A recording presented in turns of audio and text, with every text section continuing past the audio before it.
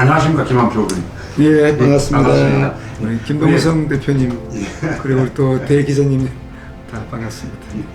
저희들이 위원님이라고 불러야 될지 요즘 후보님이라고 후보. 불러야 될지 모르겠습니다. 지금은 정확하게 후보. 예, 후보님으로 부르도록 하겠습니다. 예. 위원님으로 계시다가 그제 시장 후보에 입후보를 하셨는데 네, 우리 그제 시민들과 유권자들께 네, 출마의 변과 함께 인사 말씀 부탁드립니다. 네. 시민 여러분, 네, 얼마나 힘드셨습니까? 코로나19 또 우리 조성 경기 불황으로 여러 가지 고단한 삶을 이어오셨는데 잘 견뎌오셨습니다만은 참 힘드셨을 것입니다. 저도 지난 21대 국회 막장 공천에 희생양이 되어서 좀 쉬려고 했었는데 여러 지인분들과 또 친구들에서 김한표 당신이 국회의원 8년 한 그 경험과 또 지난 청와대 생활 한 10년 그제 경찰서장 2년 좀 실망한 때는 됐지만 그래도 이런 모든 노하우들을 정치적 자산을 그냥 썩히기엔 너무 아깝지 않느냐. 우리 그제 시정을 위해서 한번 마지막 한번 일 한번 해주고 떠나는 것이 어떠냐. 뭐 조금 자존심은 상하겠지만 이런 얘기들 좀 많이 들었어요. 그래서 제가 고민도 좀 하고 그런 가운데 그래 그제 시민들께서 저를 무소속으로 당선시켜서 국회 보내주시고 참 키워주시는데 저는 사실 한 3선쯤 하고 그냥 그만두려고 그랬어요. 후배들한테 물려주고 또 3선 되면 상임위원장 하기 때문에 뭐 예산 폭탄도 한번 떨어뜨리고 또 국회에 굵직굵직한 국책 사업을 또 우리가 한번 그제 좀 끌고 오고 매듭 지어서 좀 기초를 잘 다져놓으면 다음 후배들이 와서 할 때도 좀 시원스럽게 하지 않겠느냐 이런 생각을 했었는데 제가 제 선에 거치게 되고 하다 보니까 일에 대한 열정도 남아있고 또 그러던 차에 내가 그동안 겪었던 이런 경험 노하우를 그냥 썩히고 버리기에는 너무 아깝다. 제 스스로도 생각을 하고 해서 그러면 이번에는 우리 고향 거제를 위해서 마지막 뭐 봉사 겸 우리 시민들 한번 섬기고 또 거제 비전을 한번 마련해놓고 떠나겠다 하는 생각을 갖고 출마를 준비를 해왔었는데 이제 무소속에 대한 부분을 조금 설명을 드려야 될 것 같아요. 왜 김한표가 그 무소속 출마했지? 이제 이런 생각들 하실 테니까 뭐 아시는 분은 아시겠지만 제가 국민의힘 당에서 전신인 자유한국당이나 또 새누리당 또 미래통합당까지 이어지면서 뭐 주요한 그런 직책들도 다 수행했었는데 그리고 이번에 이제 시장 준비하면서 4번의 공표된 조사에서 제가 계속 1등을 달렸습니다. 단 한 번도 1등을 놓친 적이 없는데 이번 경선 과정에 저를 그냥 컷오프 시켜버린 겁니다. 저는 사실 이번 경선에서 제가 뭐 당선되면은 이제 경선 통과하게 돼가지고 후보가 되면은 나름대로 또 소명을 다하고 그렇지 않으면 또 제가 0.001%로 지면 깨끗하게 승복하고 뭐 우리 후배들을 위해서 박수치고 또 제 이름 석자라도 혹시 득표하는 데 도움이 되면 뭐 선대위의 어떤 역할을 맡아 제가 그렇게 헌신하려고 했었는데 우리 그 당협위원장인 국회의원과 또 우리 당 여러 분들이 이번에 공천하는 것은 진짜 저를 컷오프 시키고 2등, 3등, 4등 이 세 번만 가지고 경선을 했기 때문에 이건 도대체 있을 수 없고 불공정하다. 윤석열 대통령께서는 정말 멋있게 공정과 상식으로 우리 대한민국을 걸어가시겠다고 그러시고 지금 그렇게 좋은 이미지를 갖고 출발하시는데 어떻게 우리 그제에 우리 국민의힘은 역행하느냐. 제가 이 부분은 정치 선별에서 좀 바로 잡아야 줘야 되겠고 또 이 저항하지 않으면 그냥 문태에서 이렇게 지나가기 때문에 이건 분명히 경종을 안 물리겠다. 제가 10년 전에 무소속 당선되었던 경험을 살려서 이번에도 직접 심판을 한번 받아보겠다. 시민들에게 여쭈겠다. 그런 셈으로 이번에 무소속으로 출마를 하게 되었습니다. 예, 컷오프의 그 이유가 우리 위원님 전에 있었던 그 뇌물수수라고 이야기를 장관에는 많이 떠듭니다. 거기에 대한 하실 말씀이 계시면 이 자리를 빌어서 한번 예. 해주시면 좋겠습니다. 이건 굉장히 시간이 좀 많이 가야 되는 그런 참 이게 구구절절히 이제 제 가슴 사옥을 후벼 파는 뭐 그런 일들이기도 한데 우리 2000년도 제가 국회의원 16대 출마가 난 이후에 당시에 뭐 우리 거제에 출신 김기춘 전 비서실장님과 제가 첫 격돌이 있었습니다. 그 2000년도 첫 격돌이 있고 난 이후부터 이어진 저는 뭐 일종의 정치적 탄압이라 생각하고 그때 16대 때 제가 3650 정도 우리 또 김기춘 실장님께서는 그 당시에 33,500 정도 약 2700여 표 차로 떨어지니까 그게 너무 차이가 적게 나니까 다음 17대 때는 굉장히 어려운 싸움이 될 거라고 그런 판단이 드셨는지 어떤 뭐 그 당시에 검찰 권력과 사법 권력을 거의 뭐 쥐고 계셨던 그 어른께서 처음에는 선거법으로 다음에 안 되니까 공갈제를 또 안 되니까 마지막에는 특가법상 뇌물죄를 적용해서 저를 구속을 시키더라고요.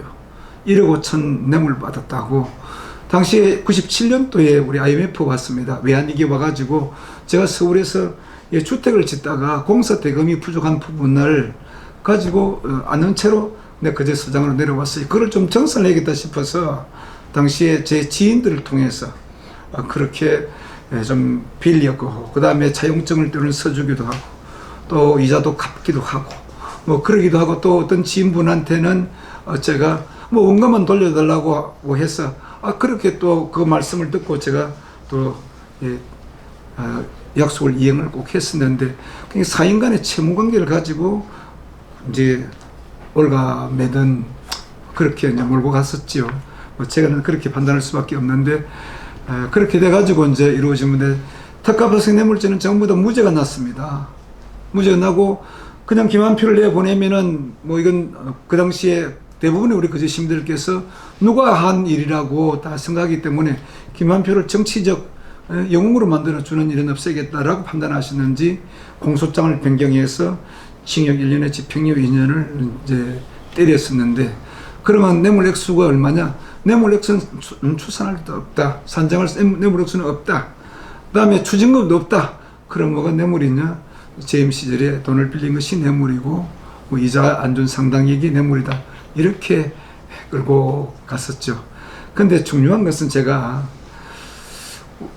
우리 당에 입당할 때에 그 당시 우리 당이죠. 저는 입당할 때에 입당 자격 다 점검 다 했고 이상이 없다라고 입당을 시켜줬었고 또 제가 20대 국회의원 선거 출마할 때 또 공천 심사를 지금처럼 똑같이 했습니다. 똑같은 그런 당헌 당규 아마라고 저는 생각하는데 하여간 그런 과정에서 공천 심사를 해가지고 다 통과를 됐었는데 또 더더군다나 두 번이나 우리 거제 시민들께서 저를 국회로 보내주셨는데 이미 다 그런 부분은 검증하고 걸렀다. 그런데 이번에 그걸 터집 삼아서 한다는 부분은 이건 옳지 않다.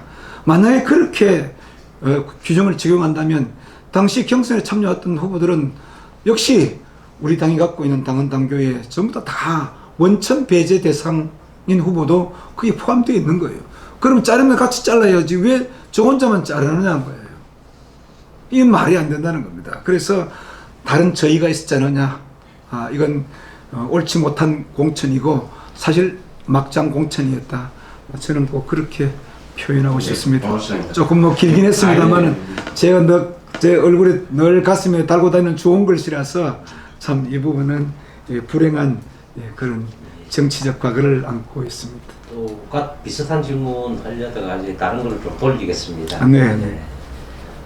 요즘 들어서 거제 둘러싼 정세가 많이 급변하고 있습니다. 네.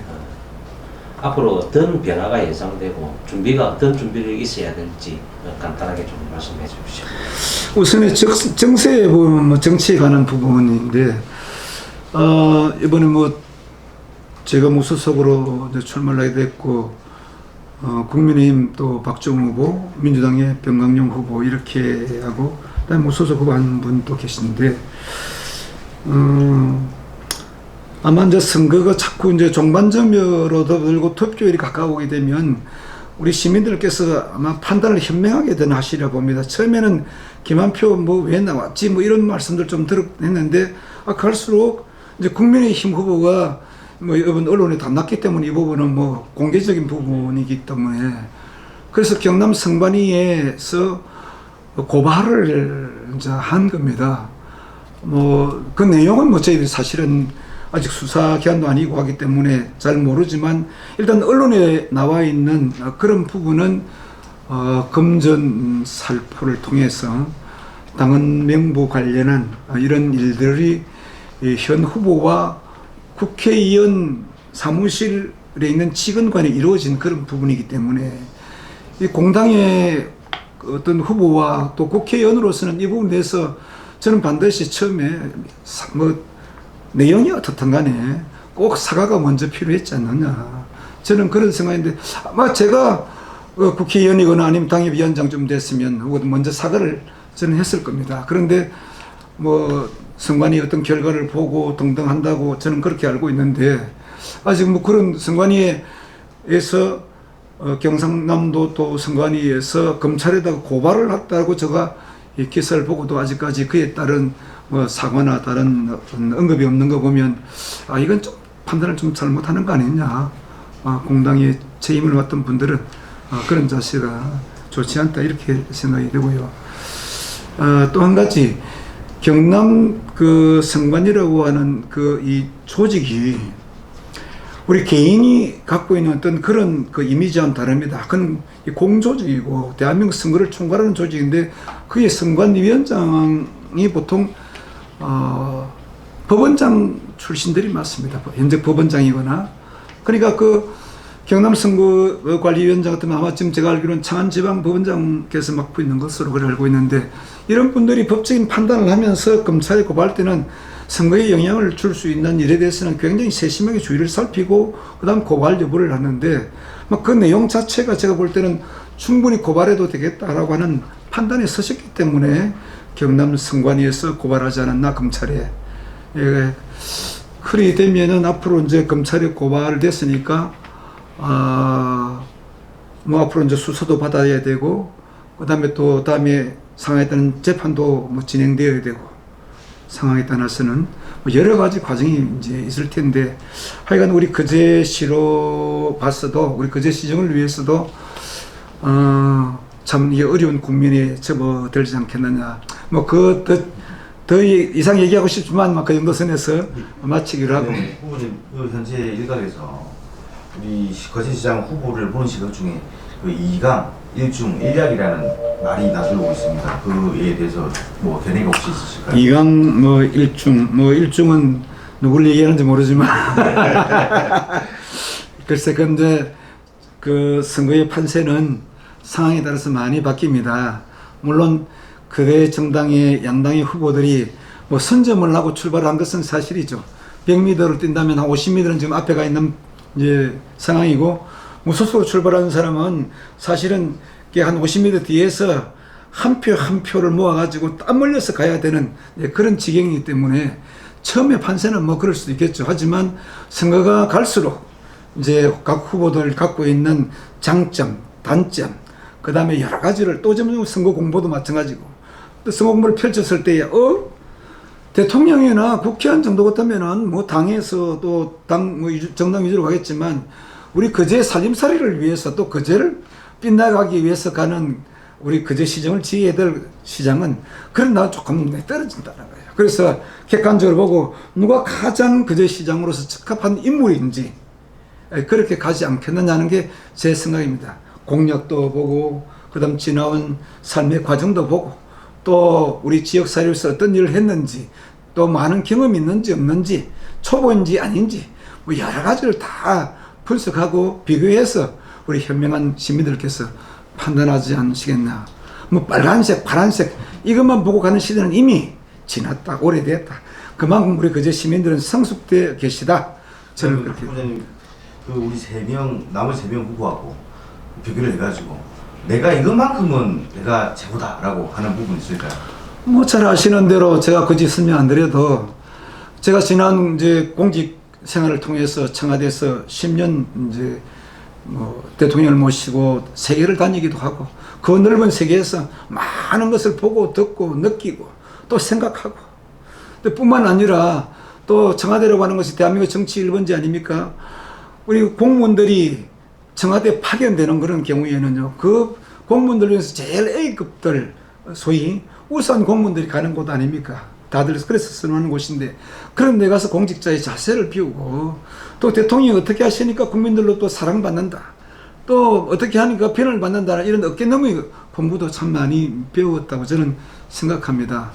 또 제가 그제 경찰서장으로 내려와서 여기서 한 두 달이 모자란 한 2년을 통해서 우리 시민의 생명과 재산을 지키는 일에 나름대로는 고향이기 때문에 최선을 다했고 밤낮 없이 저는 다녔습니다. 새벽에도 뭐 밤에도 낮에도 우리 현장에 나가서 지휘도 하고 또 격려도 하고, 그래서 새로운 차원의 우리 거제 경찰을 만들었었고, 제일 마지막으로 드리고 싶은 것은 국회에 가서 재선 국회의원으로서 8년간 근무하면서 제가 무려 5번의 예산 결산위원을 했습니다. 이걸 통해서 단 한 푼이라도 더 우리 거제에 가져오자 저 정말 빼 빠지게 일했습니다.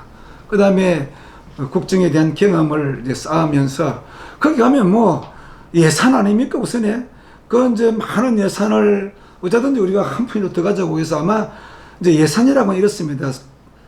나라 살림이 늘어나면 규모도 좀 커집니다. 그러니까 좀 많이 가져오죠. 사실은 아마 지금보다는 한 몇 년 후가 훨씬 더 또 예산을 많이 가져올 겁니다. 왜냐면 전체 예산이 규모가 늘어나니까. 전에는 뭐 300조, 400조 시대였지 이제 500조 시대로 훨씬 넘어가지고 되니까 자연적으로 예산을 많이 가져올 텐데, 이제 덤으로 가져오는 예산이 얼마나 되느냐, 이제 좀 더 플러스해서 제가 그런 역할들을 많이 했다 말씀드리고, 또 주요한 국책 사업들도 국회에서 많이 이루어집니다. 그래서 중앙정부하고 협조를 해서 결정해야 될 사항, 이런 것들이 많이 있기 때문에 특히 주요한 뭐 우리가 2027년도 철도 시대와 또 2035년도 공항 시대, 뭐 이것도 좀 땡겨야 되고 조기 착공돼야 되고, 계획만 세웠다고 되는 건 절대 아니지 않습니까? 예산이 투입되지 않는 어떤 계획도 실행되기 어렵습니다. 그래서 저는 이런 모든 메커니즘을 알고, 사실 지금 뭐 재선급 국회의원들은 제가 다 뭐 아는 분들이고 뭐 또 초선도 마찬가지겠지만, 적어도 3선 국회의원들, 위원장은 국회 상임위원장을 하고 있는 분들은 다 제 동기생들입니다. 민주당에 10명, 국힘당에 8명, 모두 18명 상임위원장이 다 제하고 8년 이상, 8년씩 다 같이 국회에서 일했던 사람들이기 때문에 저는 그런 분들하고 언제든지 밤이고 낮이고 다 소통이 가능하고 또 우리의 애로사항을 설명하고 또 설득시킬 수 있기 때문에 이런 부분들은 아마 다른 후보들하고 비교해서 많이 또다시는 잘할 수 있는 제 자랑 같아서 너무 미안합니다만 아닙니다. 뭐 있는 그대로 제가 말씀드려서 그렇습니다. 후보님 목소리가 피곤해 보이시는데 요즘 일정이 어떠십니까? 아침 몇 시에 일어나십니까? 아마 새벽 2시 반, 3시도 일어날 때가 있고요. 그때 깨어나서 생각나는 거 메모할 수도 있고, 또 연설문도 제가 직접 또 작성하고, 네, 그렇게 아웃라인도 또 만들기도 하고, 정책도 다듬고, 그러다 조금 이제 졸다가 또 다시 이제 아침에 한 5시 반쯤 되면은 다시 이제 정리를 해가지고 옷을 또 이제 차려입고, 요즘 이제 우리 조선소 노동자들을 위해서 제가 아침 인사도 나가고, 또 일찍 떠나는 우리 이제 요즘 관광 가시는 분들을 위해서 또 잘 다녀오시라고 또 인사도 드리고 막 그렇게 하고 있습니다. 그래가지고 뭐 또 퇴근 인사 드리고 이제 밤이 되면은 어떤 데는 또 우리 그 유튜브로 라이브 방송도 또 가끔씩 또 진행하고, 그렇게 해서 참 김한표 TV, 예, 김한표 TV 예, 구독하고 좋아요 한 번씩 눌러주세요.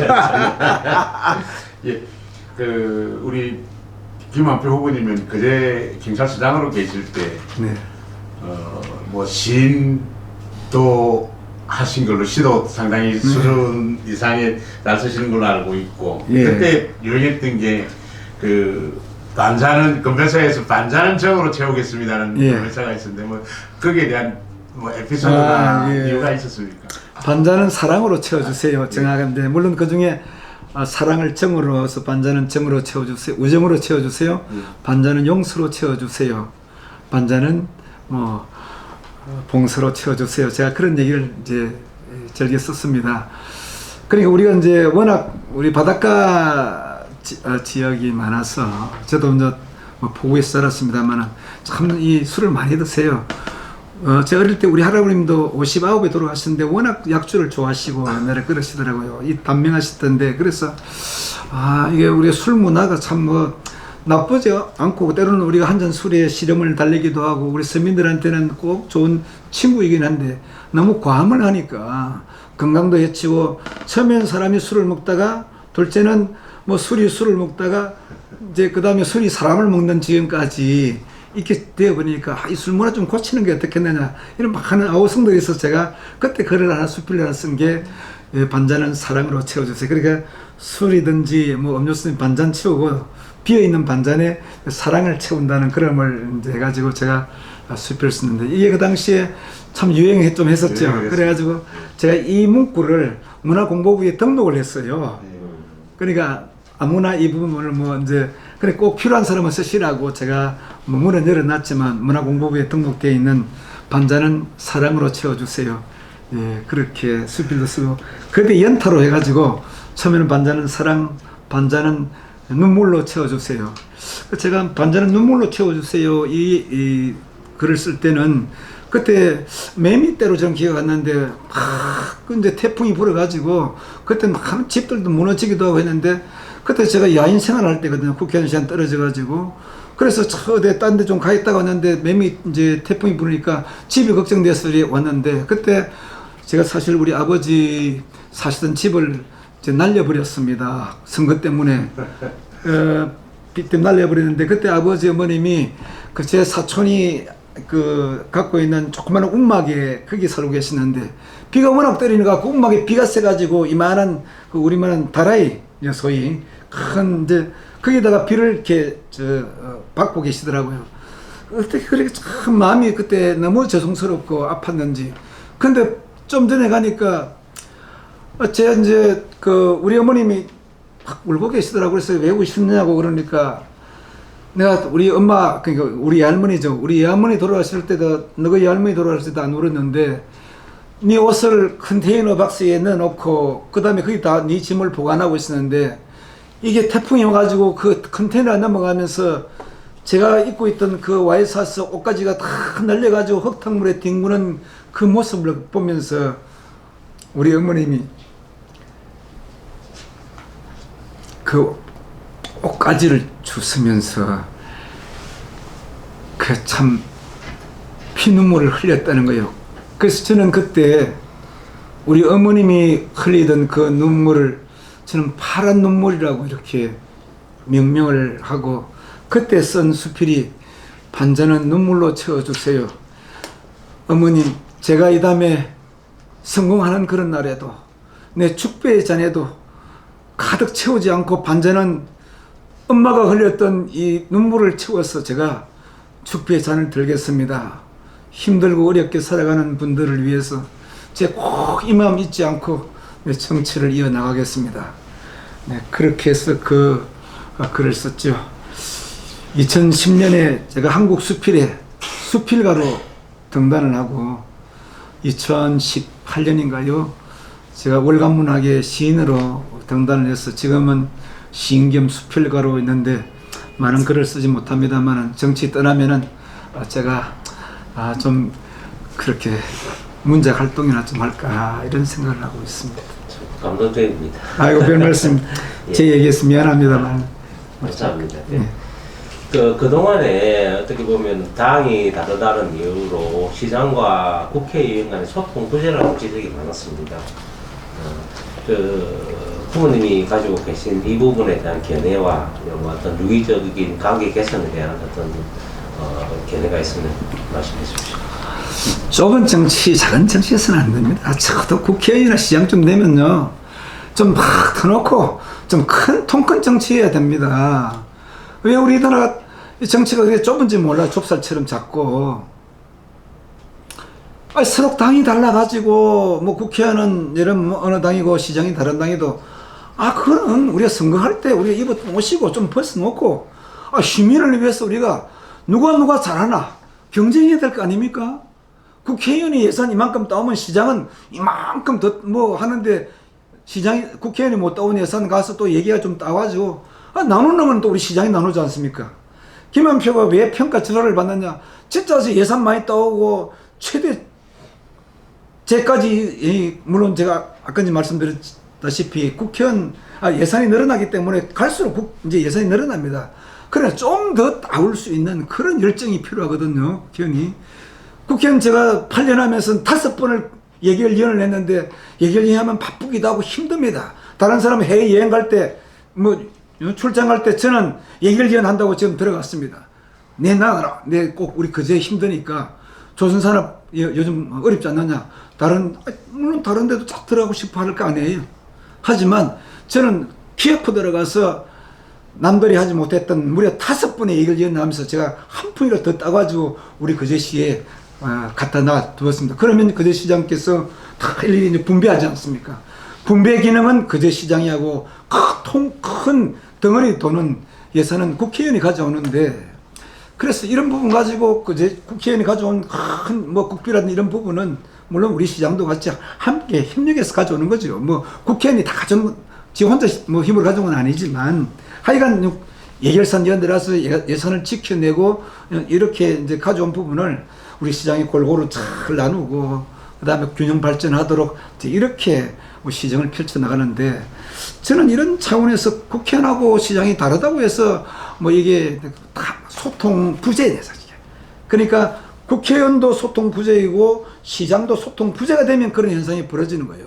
근데 저는 이미 국회의원 할 때 이제 시정에 대해서 거의 이제 어느 부분이 어떻게 급하고 또 아니면 또 우선순위가 뭐고를 알기 때문에 굳이 시장이 와서 이게 안 하더라도 관계 공무원으로부터 매주 내려와서 때로는 우리가 이제 보고도 받고 하기 때문에 또 잘 소통이 되어서 저는 국회의원 할 때 그제 시장과 막혀서 어디 시정을 국정을 못 한다 아니면 일을 못 한다 그런 얘기는 없었는데, 이제 단지 시민들 보시기에 시장이 민주당 시장이니까 민주당 국회의원실 만들리고, 그다음에 이 지역구 국회의원 김한표 의원 방에는 안 오니까 우리 언론에서 왜 다른 국회의원 가서 그래 하는데 통로를 지나가면서도 국회의원 방이 안 들리나, 김한표 의원 방이 안 들리냐고 막 질타가 있으니까 그때 한번 오셨더라고요. 그래서 내가 이런저런 얘기도 하고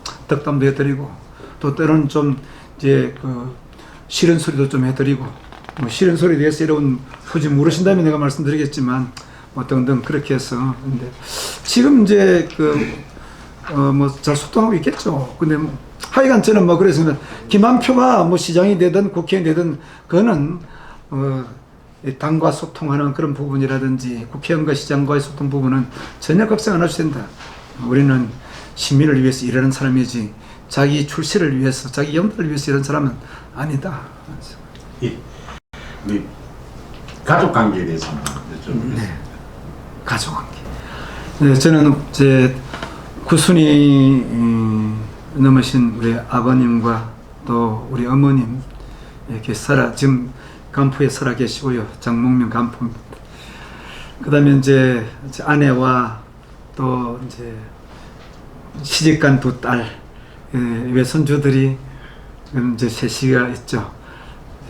그다음에 우리 막내 아들 본인 사업 열심히 자기 일을 하고 있는데 아직 이제 결혼하지 않았습니다.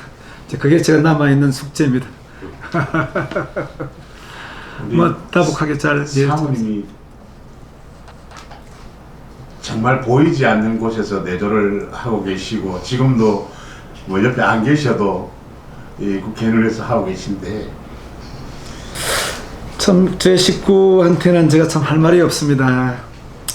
제가 처음 경찰서장 옷을 벗고 정치에 뛰어든다니까 제일 반대를 많이 했던 사람이 제 식구였습니다. 근데 차마 제 가는 길을 막지 못하더라고요. 그래서 이제 지금까지 한 20여 년 정치 바닥에 있으면서 허리 한번 펴고 살았던 때가 별로 없을 겁니다. 늘 고개 숙이고 허리 숙이고 또 그런 가운데서 말도 조심해야 되고 저 김한표 각시가 저 꼬라지 저희 먹고라고 이런 어떤 비난이나 핀잔이 있을 수 있기 때문에 늘 이제 조심해야 되는 그런 생활, 이 생활을 20년 넘게 이제 해왔는데 제가 늘 뭐 미안하고 한때는 또 야인 시절에 저를 대신해서 아이들 이제 키우고 돌보던 혼자 힘으로 투잡, 쓰리잡 해가면서 그런 시절을 보냈는데 이 얘기하면 아마 저한테 핀잔 줄 거예요. 왜 또 그런 얘기를 또 방송에 나가서 하느냐고 할 텐데 내가 늘 미안하고 고맙고 또 우리 부모님 잘 또 모셔주고 우리 아이들 잘 키워줘서 참 고맙다는 말밖에 할 얘기 없네요. 예, 위원님, 네. 부모님, 공약집이나 다른 슬로건이 지금과 다른 거제. 네. 우리 김한표 의원님이 생각하시는 지금과 다른 거제는 어떤 거제입니까? 그래서 제가 작년 9월 달에 지금의 거제를 알아보기 위해서 23일간 정장 우리 거제 700리길을 걸어서 이렇게 돌았습니다. 하루에 한 3, 40리를 걸으면서 총 301km, 750리길을 걸었는데 우리 거제가 이렇게 생겼지 않습니까? 이런 모양으로. 근데 이게 구석구석은 387km 좀 되는데 본도가 그냥 러프하게 배를 타고 이 연안을 따라서 도는 게 제가 700리라고 들었습니다. 그래서 이 700리를 걸으면서 이제 차를 타고 급히 가면 보이지 않던 것들, 돌멩이도 보고 나무의 꽃도 보고 또 지저귀는 새소리 듣고 또 일 나가시는 우리 또 어르신들 만나고 농부도 보고 어부도 보고 참 많은 우리 시민들 또 자동차를 타고 지나가시는 분들 손도 흔들기도 하고 그러면서 제가 그러면서 느끼고 보고 우리 거제 모습을 제가 눈에 담고 마음에 새기려고 저 그렇게 갔었죠. 지금 뭐 우리 거제는 또 물론 제가 뭐 경찰서장으로 있었고 정치 생활 중에서 또 택시를 몰고 6개월간 거제 구석구석을 다니기도 하고 많은 시민을 만나기도 하고 해왔지만 지금의 거제 모습 가지고는 우리가 앞으로는 다가오는 우리 미래를 우리 대비할 수 없다. 다시 말씀드리면 2027년에 우리 남부 내륙 고속철도가 열립니다. 저 김한표가 기차 타고 서울 가자 이렇게 외치면서 이루어졌던 이 남부 내륙 고속철도가 드디어 기적을 울리면서 이제 통행이 됩니다. 그러면 또 그뿐만 아니라 2035년도 전에는 2028년도라고 이렇게 우리가 좀 계획했었는데 이게 조금 늘어났더라고요. 그래서 좀 땡길 필요가 있는데 하여간 그는 뭐 다음에 또 얘기를 하고 하여튼 이 우리가 가덕도 신공항 시대가 열리면 진짜 많은 준비를 해야 됩니다. 또 고속도로가 연장이 돼가지고 통영에서 거제까지 오고 사통팔달 또 우리 금화대교에 또 국도 5호선에서 들어오게 되고 이런 과정에 있는 수많은 관광객들과 또 해외 문물들이 들어올 텐데 지금 우리 거제가 정말 준비를 하고 지금 여러 가지 우리가 지혜를 짜모으고 많은 전문가들로부터 우리가 용역도 의뢰하고 또 앞으로 토론을 거쳐나가야 되는데 그래서 그러되면 우리가 어떤 모습으로 여기 어떻게 바뀌어야 될 것인가에 대한 그런 고민과 또 우리가 컨센서스가 필요하다. 그래서 저는 지금과 다른 거제 그렇게 우리가 대비하고 앞으로 만들어 가야겠다. 저는 그렇게 생각하면서 100가지 공약 물론 세세하게 세보면은 100개가 넘습니다. 하고 싶은 게 우리 앞으로 거제 100년 대계를 위해서 생존 전략이 자 이런 거 다 해가지고 이제 3대 경제 축을 중심으로 해서 이루어진 게 지금 우리 시민들 대개 다 배달됐던 제 공보 공약 속에 다 녹아져 있습니다.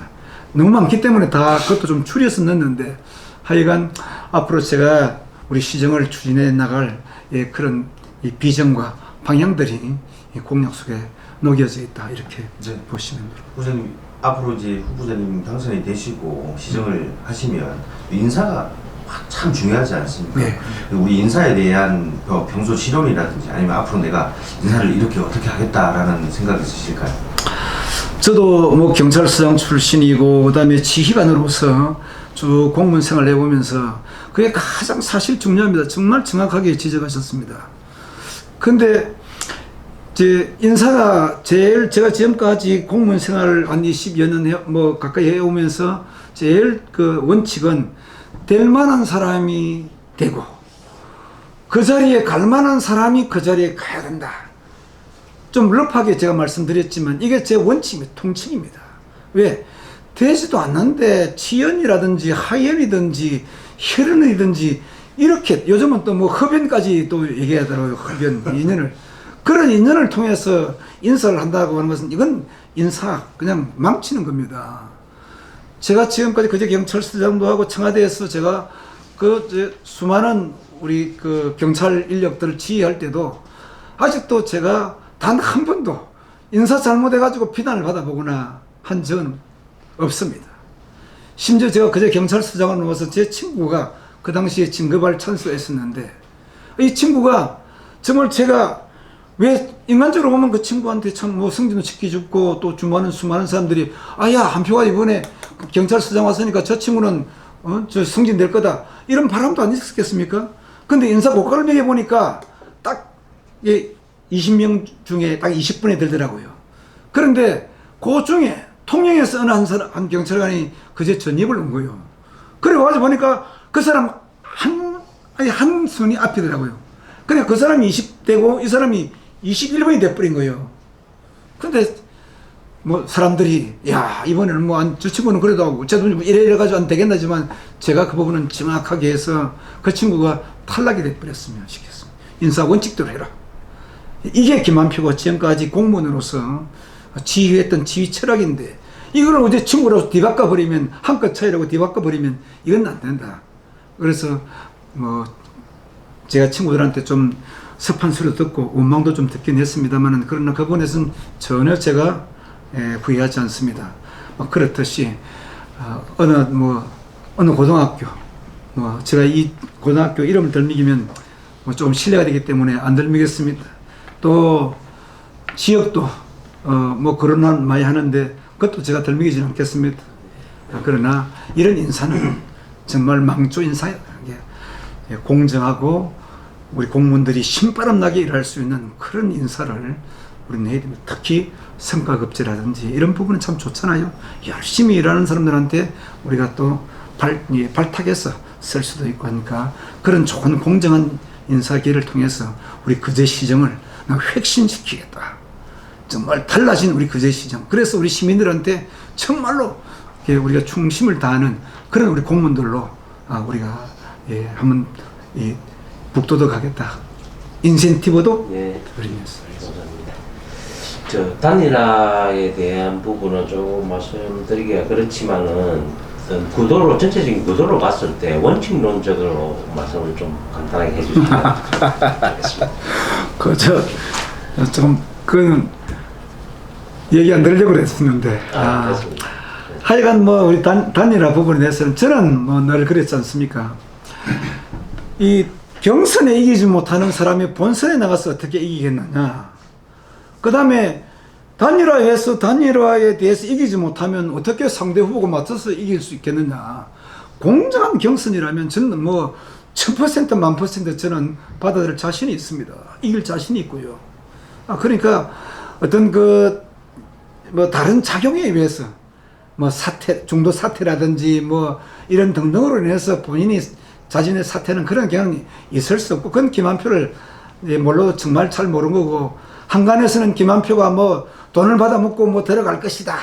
아니면 어느 자리를 어디 마련해주면 들어갈 것이다. 이렇게 흑색선전을 끊임없이 해왔는데 지금도 보면 그런 거 있을 것 같아요. 근데 정말로 그런 이제 흑색선전 하지 말고 당당하게 김한표 들어갈 것이다는 얘기도 그 상대 후보들이 저 김한표가 아무리 버거운 그런 강적 상대이긴 하지만 우리 좋은 정치 문화, 선거 문화를 위해서 그런 건 좀 안 했으면 좋겠습니다. 우리 그게 자기 얼굴에 침 뱉는 거 아니에요? 정치를 패배시키는 그런 일을 우리 하지 말고 좀 격조 높은 그런 선거 문화 좀 이어갑시다. 한 가지 더 여쭙겠습니다. 공무원 연수에 대한 부분. 공로연수. 공로연수.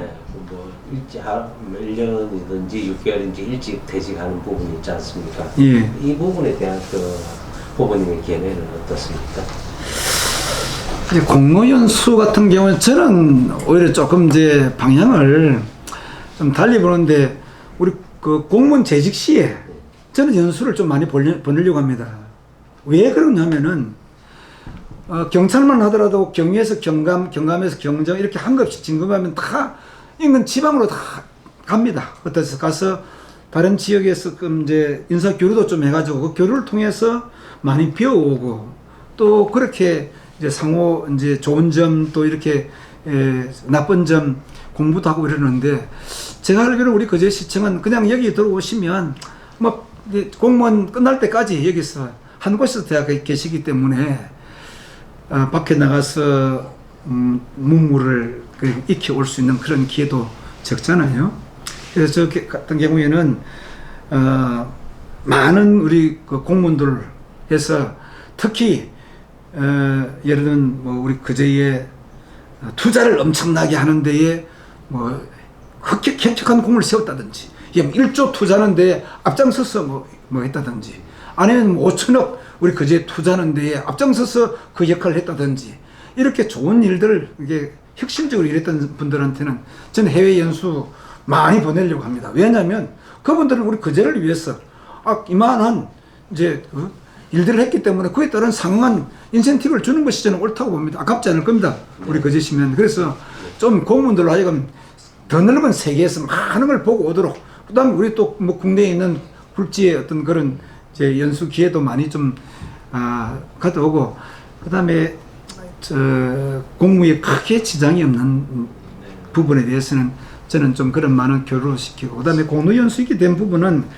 한 1년 정도 일찍이 한 부분인데 그동안 뭐 공직에서 고생하고 한 부분이니까 다음 제2 인생, 제3모작 인생을 위해서 준비할 수 있는 그런 기간으로 좀 보시면 어떨까 뭐 조금 그렇게 생각합니다. 네. 이번에 그 거제해양관광개발공사 네. 희망복지재단이 우리 시민들에 비해서 동아위에 오르는 경우가 종종 있습니다. 예. 그래서 이 문제 해결이라든지 그 해결 방안에 대해서 혹시 생각해 보신 적이 있을까요? 제가 그렇지 않아도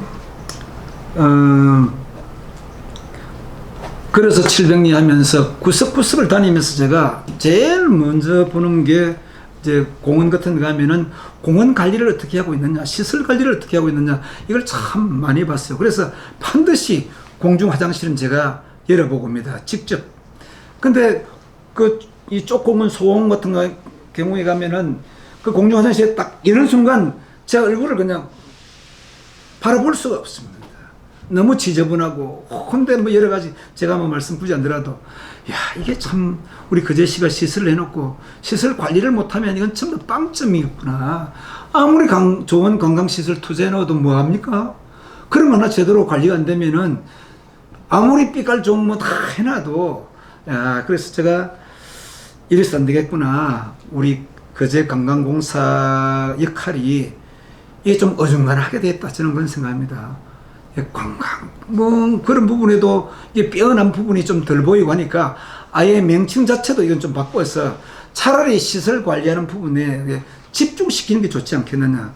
저는 이제 시장이 되면은 그렇게 우리 관광공사를 좀 이게 체제를 좀 개편해 가지고 전부 다 우리 거제 시설 투자한 부분에 대해서 관리가 이루어지도록 하고 그 다음에 앞으로도 그런 분야에 관해서 이제 집중토록 그 다음에 거제 가면요 우리 아시다시피 바다도 쓰레기 천지고 그 다음에 육지도 곳곳에 쓰레기 천지 널려 있는데 뭐 청정 바다 청정 육지를 위해서 뭐 하늘은 뭐 또 이게 참 막 그런 또 한계 부분이 있으니까 이 삼청 거제를 만들어서 청정 바다를 만들고 청정 거제 육지를 만들어서 우리 앞으로 관광객들이 야 거제 가니까 참 깨끗하더라.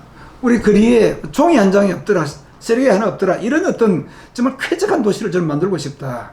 그 아무리 많은 관광 투자를 시설 투자를 해놔도 이거 제대로 갖춰지자면 저는 백약이 무효라고 생각합니다. 그래서 거제 청결단을 만들겠다. 이게 바로 거제 청결단이 거제 시설관리공단이라든지 이런 부분을 통해서 빼어난 우리 수리한 거제 천혜의 자연환경과 어울려서 깨끗한 자연환경 바다에 가도 그냥 참 앉아서 하염없이 이렇게 있다가 올 수 있고 저 거리를 어디 다니라도 정말 휴재나 찾을 수 없는 그런 멋있는 우리 깨끗한 도시를 만들겠다. 그래서 거제 대청결 운동을 저는 벌여나갔다. 우리 거제에 있는 여러 이제 이 협력 단체들, 소위 그 봉사단체들과 함께 앞으로 이 일은 대대적으로 벌여나가고 우리 시에서도 집중적으로 이 부분을 지원하겠다. 저는 뭐 그런 생각을 좀 갖고 있습니다. 희망복지재단은 희망복지재단은 이런저런 얘기들이 참 많아요. 그 당에 뭐 분쟁도 많고 참 이랬는데 희망복지재단 산하에 지금 이 3개 종합복지관이 있지 않습니까? 이 4개. 4개입니까? 예. 하나 더, 네. 장애인까지, 예. 네, 맞군요. 4개군요. 그래서 이 부분에 대한 부분은 한번 좀 검토를 한번 다시 좀 해가지고 좀 어떻게 좀 말씀이 많은데 이 말씀 뭐 민간한테 이탁할 것이냐 아니면 또 뭐 이 기관이 그걸 계속해서 가져가느냐에 대한 부분은 제가 심도 있게 한번 검토한 후에 이 부분은 다음에 또 기회 있으면 말씀드리는 걸로. 답변은 질문 네, 있으십니까? 그런 게 없습니다. 예, 우리 후보님 마지막으로 김한표가 거제시에 꼭 필요하다. 그 하시는 말씀 마무리 말씀 부탁드립니다. 국회의원 두 번 한 사람이 큰 권력에 대한 미련이 있겠습니까? 또 제 이 나이에 큰 무슨 돈을 벌겠습니까? 우리 아이들 나름대로 다 참 잘 지내고 있고 제 뭐 가정도 잘 괜찮습니다. 저는 정말로 제가 고향 거제를 위해서 잘 나가던 경찰서장 옷을 벗고 거제를 한번 변화시켜 보겠다. 이렇게 해서 정치에 뛰어들었었는데 그 세월이 한 20년 흐르다 보니까 그동안 뭐 참 칭찬도 많이 받았지만 또 적도 많이 생겼습니다. 근데 이번에도 역시 제가 거제시장에 대한 생각을 뭐 별로 그렇게 안 하고 있을 때인데 우리 지인들께서 당신이 갖고 있는 그 수많은 경험과 노하우를 이번 마지막 한번 쏟아놓고 가는 거에 안 좋냐? 그게 당신 키워준 거제를 위해서 또 당신이 여기서 직접 공무원 옷을 벗고 정치에 뛰어들었던 그런 연유 아니냐? 그런 말씀이 전 정말로 가슴에 와닿아서 제가 이번에 제게 기회를 주시면 정말 우리 거제를 위해서 마지막 일을 한번 하고 서민들 잘 섬기고 다가오는 우리 미래의 거제를 위해서 제가 갖고 있는 모든 역량을 국회와 중앙정부와 또 시민과 소통하면서 한번 멋있게 명시장, 명품시장으로 제가 시민 여러분을 섬기고 때가 되면 조용히 정치마당을 떠나겠습니다.